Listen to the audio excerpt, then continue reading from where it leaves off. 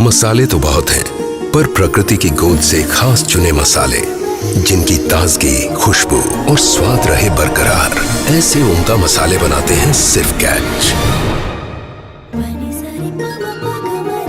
Catch का कोई match नहीं, 100%।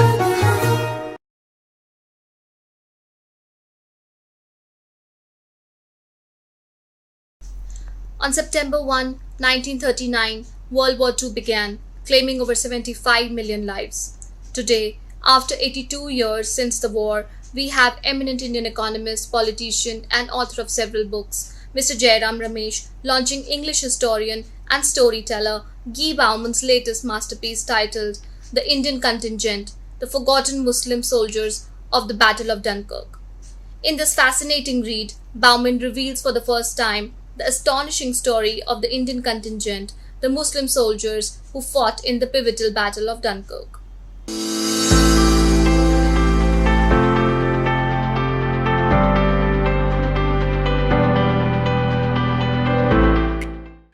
Hello and welcome to the Times Literature Festival. I'm Jairam Ramesh and I will be in conversation with Dr. Guy Bauman, who's written this wonderful book that's just been released called The Indian Contingent, The Forgotten Muslim Soldiers of the Battle of Dunkirk. It's published by Macmillan. It's beautifully written, wonderfully produced, and I'm delighted to be in conversation with Dr. Bauman.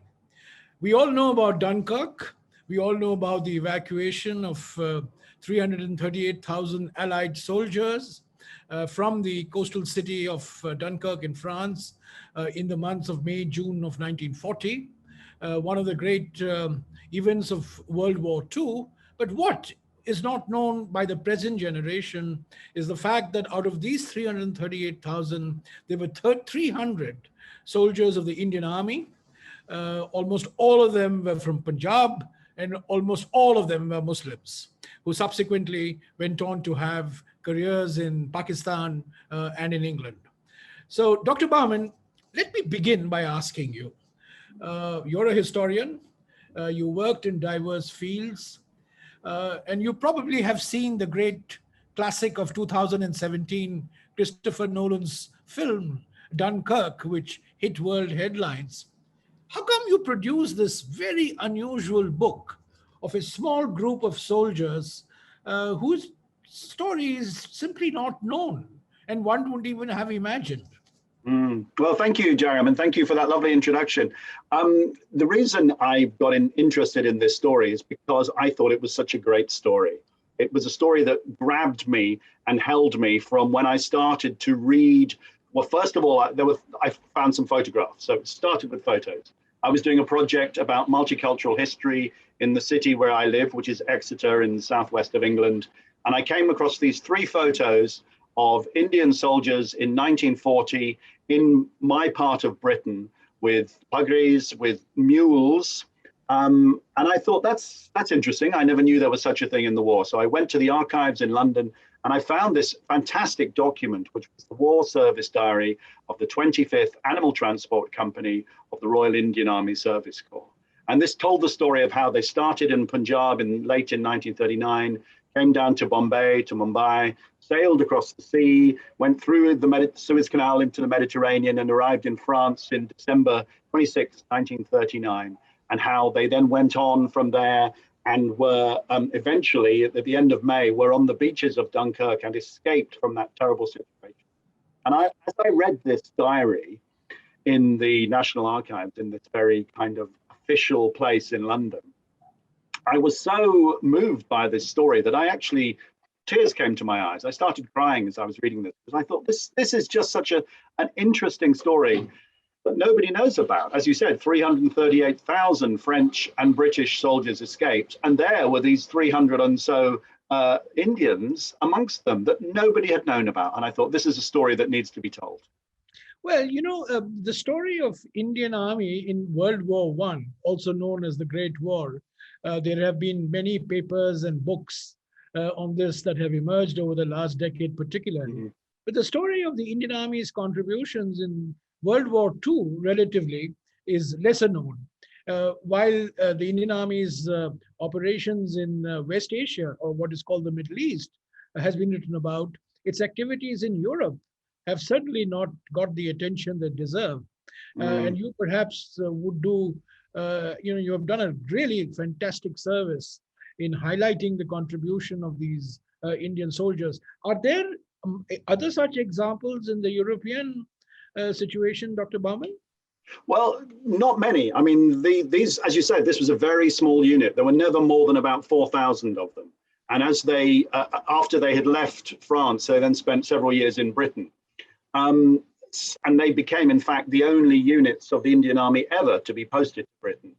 Apart from them, there were some Indian soldiers in Greece, both in 1941 and then towards the end of the war. And then there were substantial amounts of Indian Army in Italy. So after the campaign in North Africa had finished, the 8th Army crossed over into Italy and spent a very long, difficult campaign battling their way up the long boot shape of Italy. And the Indian 4th and 5th divisions were very important within that. And particularly, for example, Monte Cassino, which was a very hard and difficult battle. The Indians were very much involved in that. But so how come, on the books on Dunkirk and this great 2017 film on Dunkirk, there's really no mention of the Indian contingent at all? Well, I think they were forgotten. I mean, I think that's, they are mentioned in a few contemporary accounts. I mean, there's lots of newspaper reports about them, film footage from the time, some very good film footage, and newspaper reports about from the places they were posted in throughout the UK. But those memories didn't really stick. They didn't really stay in the British public consciousness. And they were swept away, really, swept away by the tide of events, I guess. I mean, the Second World War was so big and so global and so complicated that these guys were just ignored. Well, one very interesting point you make in your final chapter, very poignant final chapter, is that actually in the 40s and perhaps even in the early 50s, this contingent was very much part of the public discourse, books, articles, newsreels. So it's very much part of the discourse. But then they got forgotten. So there was an initial period of remembrance, but then there is this long amnesia from the early 1950s onwards. It's a very interesting cycle that you draw attention to. Yes, it is, and I find it fascinating and frustrating. I mean, I'm someone who I've been interested in the Second World War, all my life, and there have been snippets of the broader Indian Army that I have come across over the years. I mean, there's a film made in about 1970 by Disney called Bedknobs and Broomsticks. I don't know if you remember that one, but that was, and there's a sequence in that film, it's set during the war. There's a sequence in that film where they're singing a song in London, and suddenly there are 4 Sikh soldiers dancing, doing a traditional Indian dance on the streets of London, completely out of nowhere. And it's completely out of context and very strange. But I think that maybe the filmmakers had some inkling that there had been Indian soldiers in London during the war, and that they were kind of grabbing onto that and distorting it. Well, it's not just Indian soldiers. The point you make, in keeping the contemporary situation in mind, the point you make is these were not just Punjabis, these were not Indians. They were also almost entirely all Muslim. Yeah. And so there were questions of faith. There was questions of interaction with the local society. So that's another unusual aspect of this contingent, that it was out of 300, maybe 298 were Muslims. Indeed, yes, indeed. And their efforts to find places to pray were considerable. So everywhere they went, they were looking for somewhere where they could pray 5 times a day. And generally that would be a tent or a building that was, a barracks building. But then they did have access to the oldest mosque in Britain, which was a mosque built in 1889, which was in a little town called Woking, still there, which is just outside of London. So they used that, and they went there as their leave centre for quite a long time. So They did. They were able to meet their spiritual needs. Every company of 315 men had a Molvi that attached to them. So there was somebody there, kind of, in the center of their existence, who was there to help them to I pray. should add that even the Imam was successfully evacuated at Dunkirk. So Indeed, we had and an Imam at Dunkirk as well. absolutely, and he was actually lame, so I think they had to carry him along the beach. So that's it's quite a poignant sight to think of these guys on the beach at Dunkirk. At their head was Major Akbar Khan, who was one of the senior most Indian officers in the Indian Army at the time. And these 300 guys marching along the beach with the Stuka dive bombers coming in, the shells coming in, the smoke all around them, the British soldiers, kind of taking cover in the dunes because of the attacking aircraft. It must have been an awful, awful sight. Now, Dr. Bowman, you have done a phenomenal amount of archival work. You've consulted the archives in England, France, Germany, Pakistan, and India, and many other archives, but the main national archives. Now, I'd like to get from you a sense of were these archives. I can imagine the British and the French archives, being up to date and having a lot of material. Did you find the Indian and Pakistani archives very useful? Yes, in Delhi, the National Archives of India were incredibly useful and quite easy to use, to be honest. And I found, for example, massive lists of names of these guys. I mean, one of my quests has been to identify as many of them as possible by name. And in the National Archives in India, there were a lot of them who were named. So that was really useful. The Center for Armed Forces Historical Research was very, very useful. That's in Delhi. And Squadron Leader Rana China, who is in charge there, he was extremely helpful in digging out documents from private collections. I had less luck in Pakistan, I have to admit. I tried to get into the Punjab archives. I couldn't get into the National Archives in Islamabad.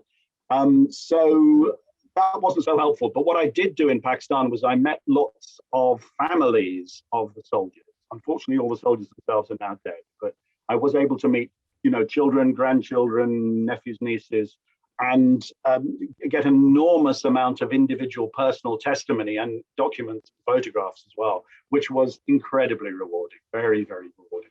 Well, I found very interesting, given the debates that are taking place in India right now, some of the, interviews that you did and some of the archival material that you unearthed showed that quite a number of members of the contingent were not in favor of partition, in 1947. And they were actually, sort of quite critical of the British, exit based on the partition of Punjab, particularly, since all of them happened to come from Punjab anyway. So. Yes, and I think the political situation must have been very complicated for them, because I mean, if you were, for an Indian in 1939, it's a difficult decision to decide to support the British, to support the British by fighting in their army. And obviously, I mean, these guys were all professional soldiers, and most of them had been in the army for many years already. So it was their job, but nevertheless, it must have caused a lot of tension. And you can see that when some of them ended up as prisoners of war. So one company was captured in northern France and spent 5 years in prisoner of war camps.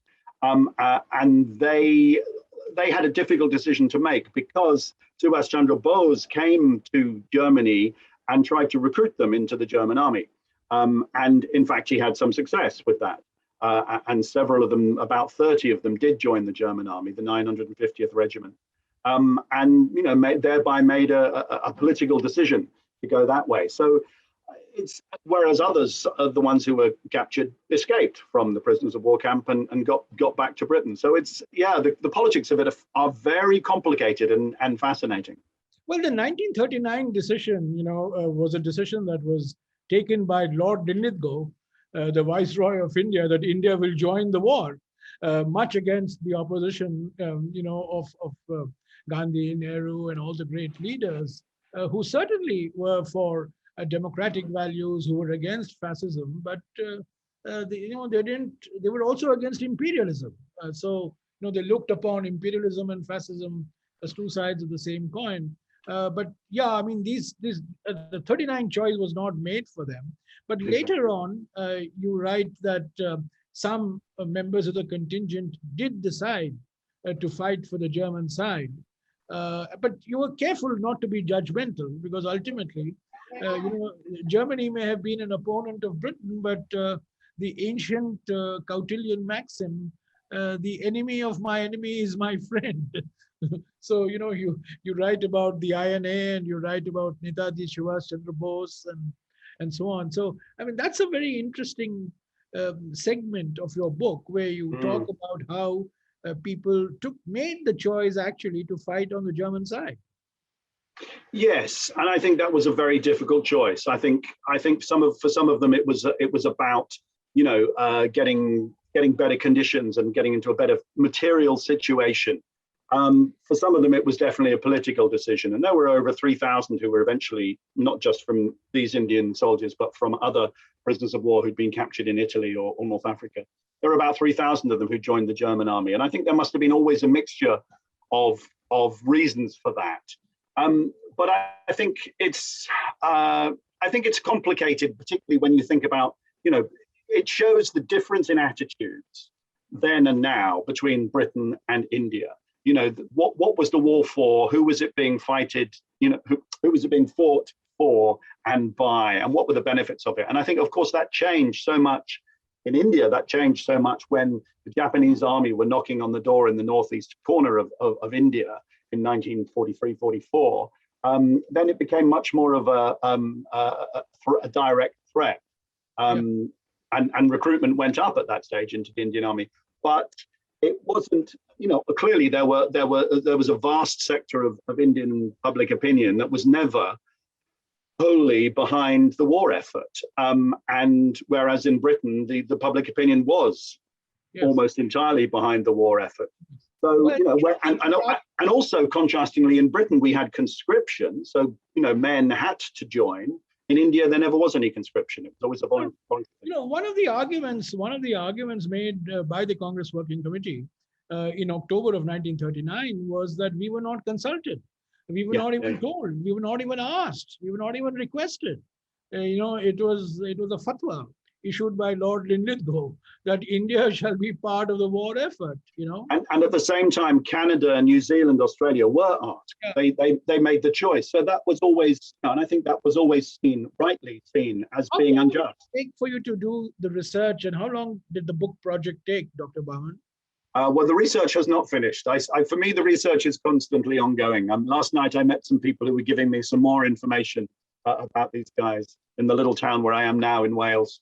But it's taken me about, I suppose the bulk of the research took about 5 years. The writing was very quick, actually. But I'd done, because I did my PhD as part of the research process. So I wrote a thesis, and then I wrote the book in about 4 months. So tell me, you're a Quaker, and did your being a Quaker have anything to do with your extraordinary interest in this unusual area? Because Quakers are generally known to be international, ecumenical, and non-denominational. And Quakers have had a long association with the Indian subcontinent, particularly with our freedom movement. So any impact of your Quaker background on the book? Yes, I think so. I mean, I think I would say in two respects. Firstly is that Quakers are, as you say, internationalists and strong believers in multiculturalism and in peaceful coexistence. And for me, hearing these stories about how these soldiers lived and so happily and so warmly amongst people in Britain and France, with one or two exceptions, and were able to integrate and to be welcomed. That for me was a really heartening story, which is a story for our times. I think it's a story when in Britain, there is racism, particularly racism directed against Muslims, but also against other people from South Asia and elsewhere. This is a story that we need to know, that actually back in the 40s, here in Britain, relations were good. Relations were good in this particular case. And then the second reason that it's related to or relevant to my being a Quaker is because Quakers are pacifists and I'm a pacifist. And I think that we have to try and eradicate war and eradicate the causes of war. And for me, there's something in this complicated story which actually is about international understanding and about peace and about the need for peace, and about how people can come together and reconcile. Of course, the struggle against fascism, I think, was the major struggle of my parents' generation, and it was a struggle that was necessary. And I think if I had been born 40 years earlier, I think I would have had a very difficult decision about whether or not to be a pacifist. Well, two Quakers, one was Horace Alexander, the other one was Agatha Harrison. Both Horace Alexander and Agatha Harrison, devout Quakers, but were profoundly influenced by the Indian freedom movement and were very close to Gandhi and Nehru also as well, and other leaders of the freedom movement. So there is a very strong Quaker influence in the 1930s, in the 1940s, as part of Indian history. So I was somewhat intrigued by the fact that you set out on this project, and perhaps being a Quaker had something to do with this interest. And I think you end the book. Of course, your book is a work of archival research, but you end the book with a plea for a greater sensitivity to multiculturalism. To living with different cultures, different religions, living in multi-ethnic, multilinguistic, multi-religious societies. And I think that's a very, very powerful message that you send out, that you use history to draw lessons for contemporary challenges. Thank you. Yes, and I think that's what history is about. People talk about rewriting history as if that's a bad thing, but history is constantly there to be reappraised and rewritten, and always has been. That's always been the purpose of history and the way that history is done. I think if we were still writing the history of the Second World War as it was written during the 1950s, then that would be a very sad thing. And I think historians always also reflect the time and the place in which they're writing. So we need to do that, and we need to find the stories which do point us towards a better future for humankind. Definitely. Tell me, you make one very interesting observation in the last chapter of your book, that over a period of time, while in the 1940s particularly, the contributions of contingents like this Muslim contingent from Punjab were very well recognized and acknowledged and appreciated in Britain. Over a period of time, that has got forgotten, but the Gurkhas have remained part of the British consciousness. So what accounts for this differential, a response on the part of the British public? That's a very good question, and it's hard to trace that. But and certainly, I mean, the Indian Army in the Second World War, the Indian members won 28 Victoria Crosses. The Victoria Cross being the highest award for gallantry in the British Army. And of those 28, a number were given to Gurkhas. I can't remember exactly the number, but a proportion went to Gurkhas, but also, to Hindus, to Sikhs, and to Muslims, a large amounts. So there is an injustice in the British popular memory that keeps Gurkhas in the memory while others are not there. And I think part of the reason for the fact that the Gurkhas do stay in the British popular memory is that they're still part of the British Army. So there are, even now, 75 years after the end of the war, there are still Gurkhas, brigade of Gurkhas in the British Army who are regularly, they are attached to Sandhurst. They're, doing maneuvers on the hills of Devon, where I live. And they are seen on, marching on the streets, but also being part of the British effort in Afghanistan, in all kinds of post-war conflicts. So there's a kind of seam of popular experience that has seen them in the post-war context, and therefore I think that is transferred back to the in-war context, even though that the Gurkhas were only a relatively small part of the Indian Army during the Second World War. But there's definitely an imbalance there that I'm hoping to correct. Are you planning a release in Pakistan of this book? Because I'm sure there'll be a great interest in Pakistan.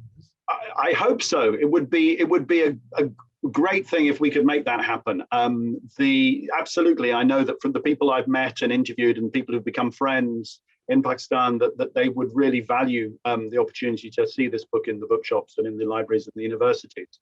So yeah, I hope so. Well, From your mouth to God's ears. Ideally, this release should have been a joint India-Pakistan release, but such is the state of our politics. What to do? Is there a successor volume to this book, Dr. Barman? I hope so. I'm just starting to think about my next project, which is about Indian prisoners of war in Europe during the Second World War, and particularly the Great Escape, the Great Indian Escape. Well, I think we've come to the end of our conversation. We had 30 minutes, exactly 30 minutes. So once again, let me say how delighted I was to read this book. This is a book that I normally would not have read because military history is something that, quite far removed. I'm more into economic and political and social history. But I must say it was enthralling. And, I didn't put the book down once I started it. And I came away just so immensely educated by a slice of Indian political history.